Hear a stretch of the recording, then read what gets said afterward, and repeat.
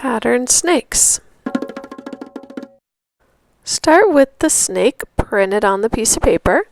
You'll notice sections if you look closely.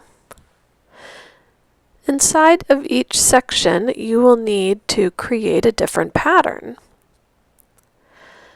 I have some handouts that you can look at for inspiration and ideas. Straight lines, diagonal lines, wavy lines, zigzag. So many ideas in the handouts. So back to our snake. You can begin with just a black Sharpie.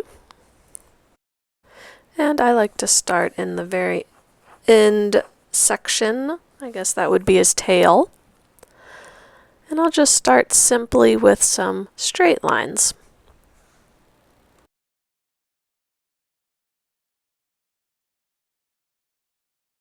It's a little hard to see, but I'm nearing the end of the first section.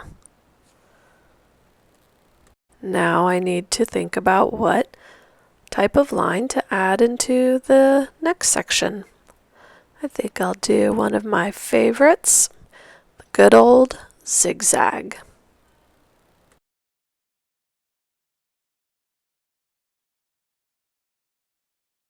You'll continue in each area with a new type of line or pattern. When you're done, it might look something like this. Everything was done with a black Sharpie, but then I went back with markers and crayons and began to color in each area. I like to use marker first on the smaller details, and then a crayon with light pressure to color in the whole section.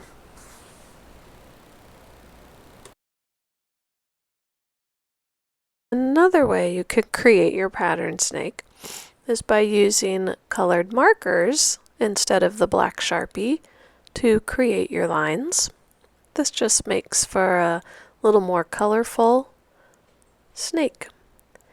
Here I'm creating some X's to fill in the area. For the next section, I'm switching to a different color.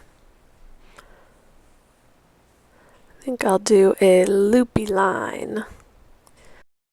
I'm trying to keep my lines neat and take my time. Here is an example of one using the marker, colored marker in each area. And again, I'll go back when I'm done with the crayon to just color in certain areas or sections.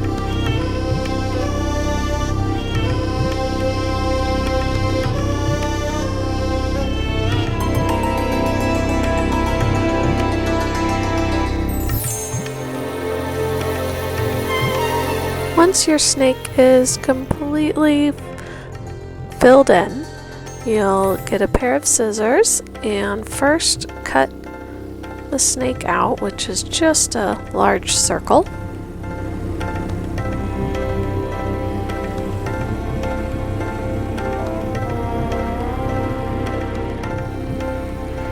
And then the line that shows the coil of the snake is where you will cut next.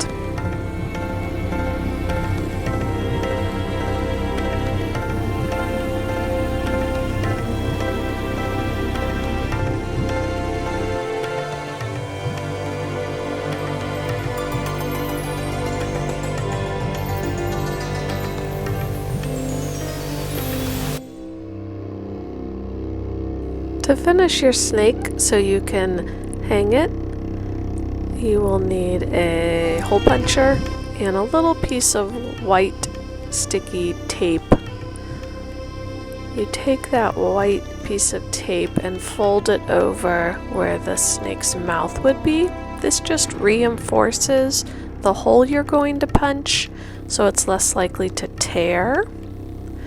Punch your hole. Get a piece of yarn, I double it over and tie a knot on one end. Take the folded part of the yarn and stick it through the hole.